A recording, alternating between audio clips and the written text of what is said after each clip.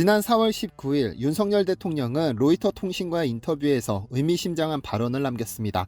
북한의 핵미사일 위협에 대해 어떻게 대응할 계획이냐는 질문에 감시 정찰 자산을 더 확충하고 초고성능, 고위력 무기를 개발해 준비해 나가고 있다고 말했죠. 대북 억제 수단으로 기존의 무기 업그레이드뿐 아니라 자체적으로 은밀히 개발하는 등 비닉 무기 옵션도 있다는 점을 강조한 겁니다. 윤 대통령이 말한 초고성능, 고위력 무기는 한국형 삼축체계의 핵심인 킬체인과 대량 응징보복 등의 전력을 의미하는데요.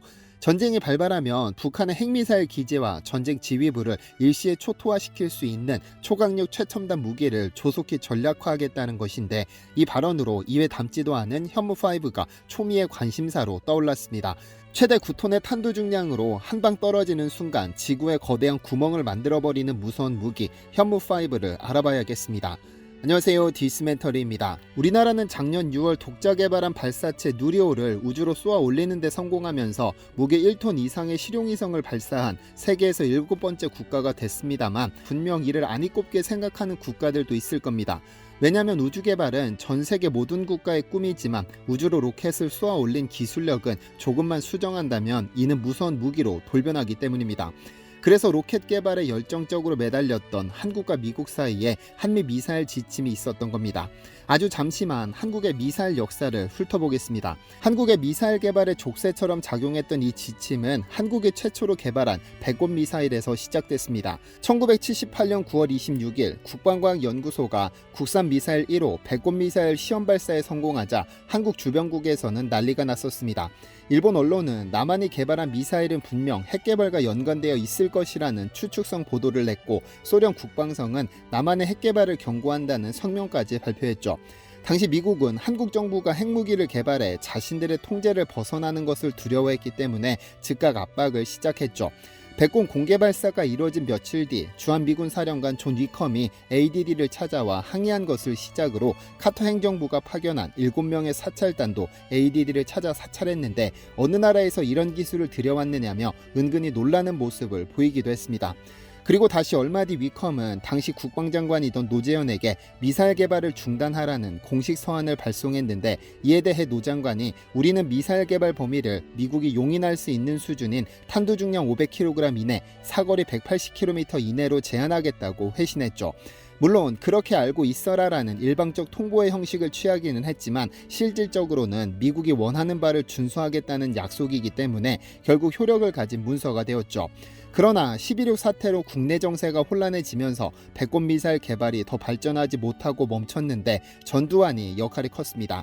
정세가 혼란한 틈을 타 정권을 잡은 그는 미국에게 사랑받고 싶어 미사일 계획 자체를 아예 폐기해버렸습니다. 그러다 현 미얀마인 버마를 방문한 자리에서 아웅산 사건을 겪은 후 입장을 선회해 북한을 직접 타격할 미사일을 개발하라는 지시를 내렸고, 1985년 현무1 단거리 탄도 미사일 개발을 완료했습니다. 이후로 1999년 1차 개정, 2012년 2차 개정, 2017년 3차 개정을 거쳐 사거리 800km의 고체 연료를 제외하고는 모두 개발할 수 있도록 지침이 변경되었다가 2020년 7월에는 4차 개정을 통해 고체 연료 사용 제한까지도 해제됐었습니다. 이런 개정 과정에서 한국은 지침을 벗어나지 않는 범위에서 꾸준히 탄도미사일을 개발하고 있고, 2021년 한미 정상회담을 통해 지침 자체가 완전히 해제되자 이제는 괴물미사일 현무4에 이어 현무5까지 개발에 나선 상황인데요. 현무5에 대해서 알아보기 전에 우선 미사일 체계를 좀 알아둘 필요가 있습니다. 현무2, 현무3, 현무4 등등 현무라는 이름으로 다양한 미사일들이 등장한 상황인데, 한국은 미사일 전력을 구분할 때 숫자로 구분합니다. 숫자 2가 붙으면 탄도미사일이고 숫자 3가 붙으면 순항미사일입니다. 그래서 현무2는 탄도미사일로 ABC가 붙어 각각 사거리 300km, 500km, 800km를 의미하며, 현무1 역시 탄도미사일이지만 사거리가 180km밖에 되지 않아 전량 퇴역했습니다. 순항미사일 역시 현무3로 통칭하고 ABC로 구분해 각각 500km, 1000km, 1500km로 사거리가 늘어나게 되는데, ABC는 전부 실전에 배치된 상태고 현재는 사거리 3000km의 현무3D를 개발 중에 있습니다. 한편 한국은 순항미사일에는 제약이 없어 마음 놓고 기술력을 뽐냈지만, 탄도미사일에는 한미 미사일 지침으로 제한이 있었습니다. 그래서 늘 목이 말랐었는데, 지침이 완전히 해제되면서 전대미문의 괴물미사일 현무4를 등장시켰습니다. 한국은 그동안 사거리를 늘리면 탄두 무게를 줄이는 트레이드 오프 방식으로 미사일을 개발해 왔습니다. 그래서 현무4는 사거리 800km일 때 탄두 중량 2톤까지 탑재시킬 수 있었는데 사거리를 절반으로 줄이면 그 탄두 중량을 최대 5톤까지도 탑재할 수 있습니다. 미사일 발사체의 크기는 한정적인데 탄두 중량만 늘었기 때문에 대가리만 엄청 큰 가분수가 됐는데 그 파괴력은 전술핵에 버금간다고 하죠. 이는 고도 1000km까지 날아오른 후에 마하 10 이상의 속도로 하강해 폭발하게 되는데 북한의 지하 벙커를 파괴할 목적으로 개발됐습니다. 다만 워낙에 비밀스럽게 추진해온 무기라서 그 실물이 단 한 번도 공개된 적이 없는 극비 무기입니다. 2021년 15일 ADD는 도산 안창호함에서 발사된 SLBM 발사 영상을 공개했는데 이날 또 하나의 미사일 발사 시험이 있었습니다. 바로 현무4인데요.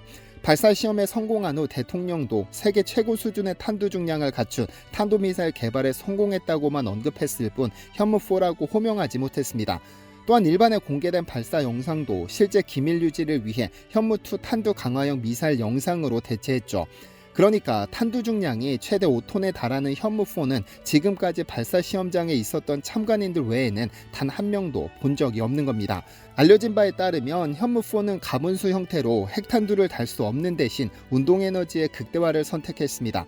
또한 사거리를 최대한 늘리기 위해 45도 각도로 발사하는 것이 아니라 중금속을 가득 채운 현무4는 고각으로 최대한 높이 쏘아 올린 후 최고점에서 방향을 바꿔 마하 10에 가까운 속도로 하강시켜 최대한의 파괴력을 갖게 했습니다. 강화 콘크리트 24m 이상, 일반 땅은 180m 깊이까지 파고들 수 있는 것으로 알려져 북한의 지하 벙커도 무난하게 파괴시킬 수 있을 것으로 보이는데요. 그런데 한국이 현무5까지 개발에 거의 성공했다는 사실을 알고 계시나요? 지난 2021년 9월 15일 군 당국이 도산 안창호함에서 SLBM을 발사한 날 또 다른 발사 실험이 있었다고 말씀드렸었는데 발사 한 달 후 새로운 사실이 전해졌습니다. 그날 시험 발사에 성공한, 그러니까 현무4로 알려진 고위력 탄도미사일의 탄두가 6톤이었다는 사실인데요. 당시 이 미사일은 350km를 날아가 제주 서쪽 해역 목표 지점에 정확히 탄착해 정확성도 입증했는데 군에서는 재원을 밝히지 않고 성공 사실만 공개했으며 공개된 미사일 발사 영상도 그 이전에 발사한 탄두 중량 2톤의 현무2 개량형으로 대체했었죠. 그러면서 정부 관계자는 국방과학연구소는 이미 8톤의 탄두를 장착한 탄도미사일을 개발하는 중이며 이미 성공을 눈앞에 두고 있다고 은밀히 전했습니다. 만약 이것이 사실이라면 한국군에서는 지금 사실상 핵무기급 위력의 미사일을 개발하고 있고 이미 성공을 목전에 두고 있다는 의미가 되는데요. 그리고 일부 유튜버들 사이에서만 회자되던 이 미사일이 다시 언론에 공개된 것은 올 2월 초입니다. 주요 언론은 일제히 우리 군이 탄두 중량 8톤이 넘는 고위력 탄도미사일 현무5 시험 발사를 준비하고 있다고 보도했죠. 보도에 따르면 국방과학연구소는 2월 3일 충남 안흥시험장에서 현무5 미사일에 대한 시험 발사를 진행할 예정이며 올해까지 4번의 시험 발사가 이루어질 예정이었습니다만 그날 보도 이후 관련 기사가 귀신같이 멈췄습니다.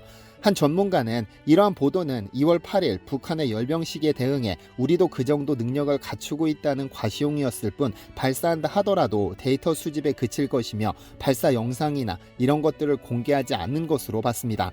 그런데 사실 군 당국은 현무5의 존재를 아주 잠시 공개한 적이 있습니다. 작년 국군의 날 기념식에서 한국형 삼축 체계를 소개하는 영상에 등장했었는데 영상에서는 세계 최대의 탄두 중량을 자랑하는 고위력 현무 탄도미사일도 있습니다 라고 소개했죠.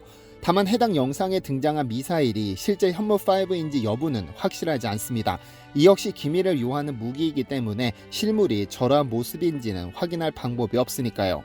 지금까지 알려진 사실만 보자면 현무5는 괴물이 맞습니다. 우선 탄두 중량은 세계에서 가장 무거운 8에서 9톤에 육박합니다. 현무5라고 현무4에서 능력이 획기적으로 업그레이드 됐다기보다는 탄두 중량을 획기적으로 향상시켰다는 점이 가장 큰 차이점입니다.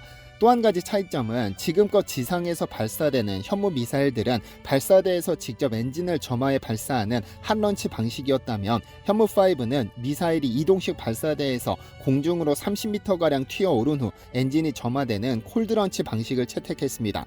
이는 충분히 예상 가능한 발사 방식입니다. 무게 1, 2톤도 충분히 무겁지만 탄두 중량 9톤의 탄두를 운반하려면 엔진 자체가 훨씬 강력할 수밖에 없습니다. 자칫 발사대에서 직접 점화하는 핫런치 방식을 채택하게 되면 발사대가 녹아내리는 등 위험성이 존재해 아예 SLBM처럼 공중으로 튀어오르도록 한 후에 엔진을 점화시키는 콜드런치 방식이 훨씬 더 안전할 테니까요. 미사일 전문가들조차도 기존의 무기 상식으로는 이해하기 어려울 정도의 무게라는 평가가 대부분인데, 쉽게 생각해도 9,000kg짜리 미사일이 1,000km가 넘는 속도로 추락한다면 어떤 피해를 입게 될지 쉽게 감이 오실 겁니다. 지구에 거대한 구멍이 생기게 될 텐데, 이로써 북한의 지하 100m에 위치한 것으로 알려진 김정은 벙커도 단 한 발로 무력화시킬 수 있게 됩니다. 여기에 고폭탄 탄두까지 달게 되면 금수산 태양궁전도 단 한 발로 초토화시킬 수 있다 하니 괜히 괴물미사일로 불리는 것이 아닙니다. 한편 최근 새로운 소식이 전해졌습니다. 군 당국이 현무5의 실험 장소로 한국이 아닌 외국을 고려하고 있다는 소식인데요. 현무5는 탄두 중량을 1톤으로 줄이면 사거리가 3,000km 이상으로 늘어나는 것으로 알려졌습니다. 그런데 한국에서는 최대 사거리만큼 시험을 실시할 공간이 없어 미국이나 호주, 프랑스, 남아공 등을 유력 후보지로 두고 국외 사격 시험을 진행하는 방안을 모색 중입니다. 이에 국방과학연구소는 지난 4월 14일 국외 시험장 현황 조사 및 시험 능력 분석 연구라는 연구 용역을 발표했습니다. 한국에는 충남 안흥 시험장 등 8개의 각종 무기 시험 장소가 존재하지만 사거리가 최소 800km 이상인 현무4, 현무5 등 신형 미사일을 시험 발사해 성능을 확인하고 각종 데이터를 추출하기에는 사실상 어렵습니다. 일례로 충남 안흥 시험장은 사거리 800km급 탄도미사일을 고각 발사했을 때 이어도까지 도달할 수 있지만 민간 선박 등의 피해가 우려되고, 800km 이상 장거리 신형 미사일의 경우 의도적으로 사거리를 줄여야 하며 고각 발사 시 비행 항적과 탄착점 등 각종 데이터가 상대적으로 부정확하게 측정된다는 한계를 안고 있습니다.